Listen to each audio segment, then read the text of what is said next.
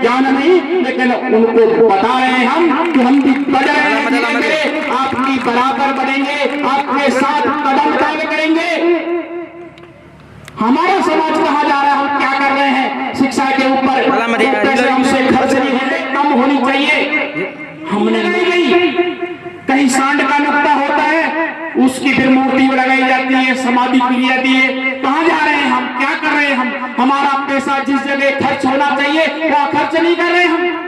आए दिन रामधुनियों के नाम पर भंडारे होते हैं, घर घर से 1000 500 रुपए का कलेक्शन किया जाता है। एक गरीब गुजर अपनी भेड़ और बकरी बेच करके चुकाता है, लेकिन उससे क्या फायदा? अगले जन्म में फायदा मिलेगा। अरे भैया, इस जन्म को तो सुधार ले, तेरी बुढ़ापे की लाठी तेरे बच्चे हैं, इनका तो जीवन संवार ले।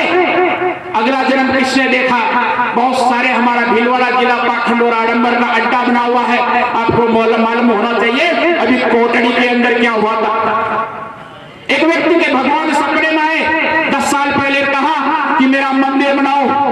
मुझे दुख होता है, अफसोस होता है कि भगवान हमेशा सपनों में आकर केवल मंदिर बनाने के लिए ही क्यों कहता है? स्कूल, कॉलेज, अस्पताल और विश्वविद्यालय बनाने के लिए क्यों नहीं कहता भगवान? हमारे दिमाग की नसबंदी कर दी गई है, हम केवल एक चीज सोचते हैं जो पीढ़ी बिठा दी गई है। बड़ा दुख होता है, दर्द होता है, और जब इन चीजों के खिलाफ मैं बोलता हूँ तो लोग कहते हैं कि हमारी धार्मिक भावनाएं आहत होती है। तुम्हारे कुतर्क से मेरी भी वैज्ञानिक, जो अंदर वैज्ञानिक दृष्टिकोण है, मेरी भी वैज्ञानिक भावनाएं आहत होती है। तुम जिस तरह से पाखंड और आडंबर और सामाजिक बुराई के नाम पर इस कौम को लूट रहे हो, मेरे अंदर भी मेरी सामाजिक भावनाएं आहत होती है, दुख होता है, तड़प जाते हैं अंदर। क्या हो रहा है मेरे समाज के साथ? एक शिक्षा के भी कार्यक्रम करना चाहते हैं, उसमें भी दुनिया भर के रोड़े अटकाए जाते हैं। लेकिन धीरे धीरे, क्योंकि किसी ने कहा है कि आप जब भी कोई नई विचारधारा बनाओगे, सबसे पहले तो उस विचारधारा की मजाक उड़ाई जाएगी, फिर उसका विरोध किया जाएगा मौखिक रूप से, तब भी नहीं रुका तो उसका शारीरिक रूप से विरोध किया जाएगा, उसको डराया जाएगा।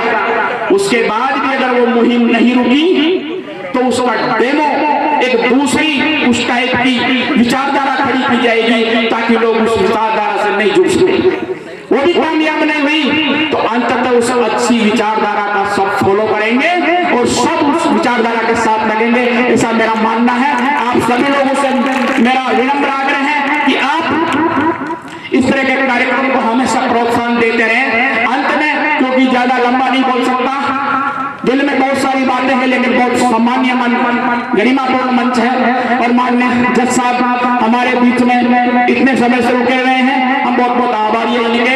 लोग डूबते हैं तो समुद्र को दोष देते हैं, मंजिल ना मिले तो किस्मत को दोष देते हैं, खुद को संभल कर चलते नहीं, जब लगती है ठोकरें तब पत्थर को दोष देते हैं। जमाना क्या कहेगा ये मत सोचो, क्योंकि जमाना बहुत अजीब है, नाकामयाब लोगों का मजाक बनाता है और कामयाब लोगों से चलता है। इसलिए परवाह मत करो इस जमाने की, आपको आगे बढ़ना है, समाज की दशा और दिशा आप लोगों को बदलना है।